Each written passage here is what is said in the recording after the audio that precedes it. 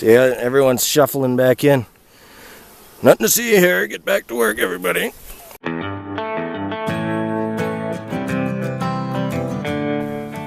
Hey everybody, welcome back to another bee video. You asked for it, so here it is.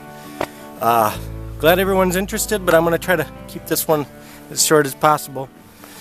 You can see here, this is a brood box, and this is a brood box. And in here, the queen is supposed to be in there, and her job is to lay eggs. And down here is where we want to keep all the brood and the babies, and they will make plenty of honey and store pollen down in these boxes, and that's theirs to keep for winter and to continue making new bees to survive the winter.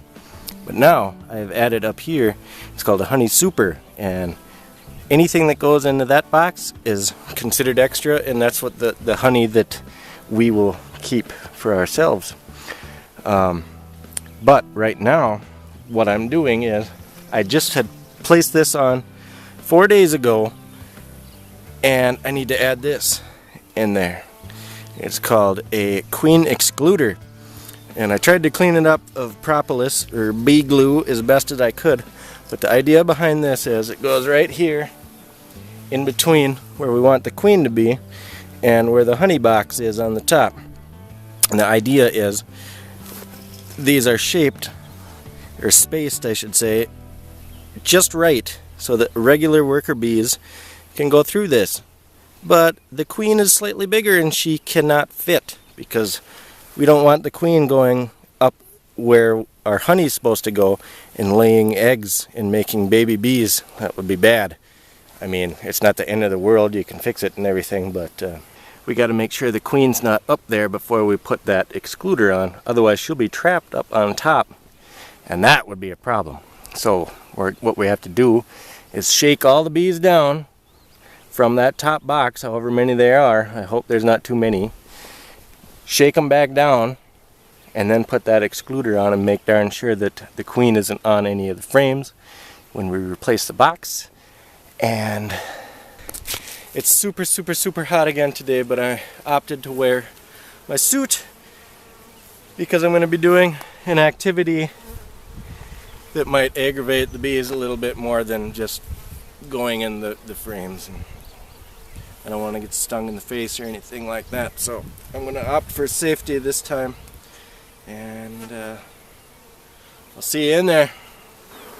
Nothing but nectar, so I don't think that our queen is up here yet, which is a good thing. Look at that. Looks like some nice new comb there. I don't see much of anything happening on that one.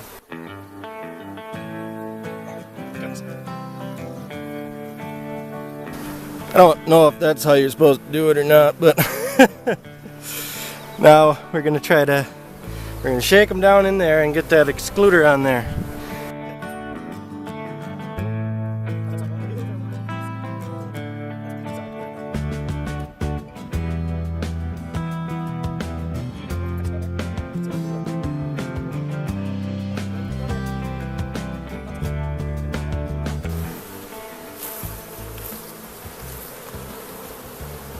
So I'm shaking the bees off of each frame, and then I'm placing them back in that little super box. I don't know if you can, how well you can see. But I'm going to get back down in there just to make sure that I didn't miss the queen or something like that. And this is kind of similar to what you do when you go to harvest the honey as well. Shaking bees is kind of fun.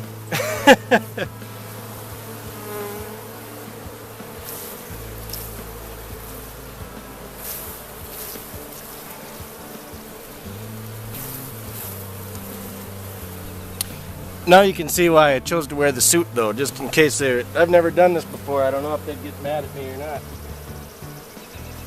They don't seem to be too bothered by it, really, so I'll keep that in mind for next time. Because like I say, it's really hot in this suit. Okay. Now I shook all the bees down. Now we're gonna put this excluder on. I want to make sure I don't mush anybody. I don't want to mush nobody. Nobody. This burr comb up here, I'd like to get rid of it. It's just gonna get stuck in my excluder, but what are you gonna do about it, huh? Okay. Now we know the queen cannot come up into our honey boxes. But they did a mighty fine job of cleaning that comb and starting to put some nectar in there right quick, I tell you. Now, I'm running 8 frames in a 10 frame box. So I got to make darn sure that I space these out the same, otherwise they will glue them together and make all kinds of problems. Here's where I had the frames set. Don't worry, they'll find their way back in there. Make sure the queen's not in there. You see a queen? Me either. Now you can see down in there is the excluder. It looks like they're working their way on up already. I've heard mixed things about these excluders, but this is my first time, so I don't want to run into problems with having a queen laying eggs up here. So I'm just going to go with this. I don't know if you can see down there. I hope you can, because it's really neat to watch what they're doing. So I'm going to space these frames out equally.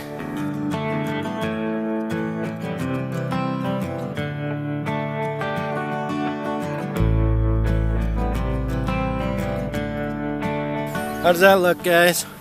Good? Good. It's good for you, it's good for me. It looks pretty equally spaced. That excluder definitely excludes, though, because the bees are having a hard time getting up through there. I mean, they can, obviously, but it definitely slows everything down. But it's my first year. It's what I'm going with. You can do it without excluders. We'll see how it goes. I'm sweating like a pig, so I gotta get out of this suit. See, everyone's shuffling back in. Nothing to see here. Get back to work, everybody. I got the top board on here, but this is what I've been doing too. Oh, I'm sweating like crazy. Holy smokes. I've got my little notch hole here, but that's not very big, and it's very hot outside. So I've been propping this open like this with a stick. Not only does that increase the air circulation so they get a little bit better ventilation, but now lots more bees can just go right in there, put their nectar in, deposit, make honey. They don't have to work their way all the way up through all of these boxes in the excluder. They can just fly right in there if they want to. So that concludes that. I can't tell you how happy I am. Again, now it's just time. We wait, and as they fill this honey box, this super, then we'll put another one on. And if they fill that one, we'll put another one on. And this is ours to keep. That's theirs to keep. It's good. Thanks for tuning on in. If you want to see more, let me know. Talk to you later. Bye.